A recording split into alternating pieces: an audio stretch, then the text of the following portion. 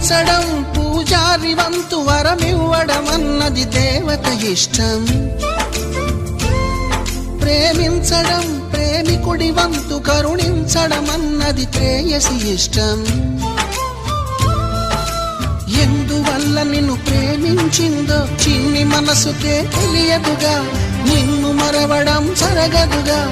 ఎందువల్ల నువ్వు కాదన్నావో ఎదురు ప్రశ్నలే వేయనుగా, ఎదురు చూపులే ఆపనుగా.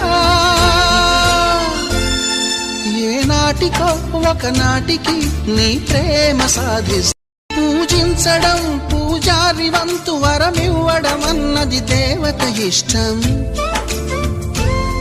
ప్రేమించడం ప్రేమికుడి వంతు కరుణించడం అన్నది ప్రేయసి ఇష్టం. ఎందువల్ల నిన్ను ప్రేమించిందో చిన్ని మనసుకే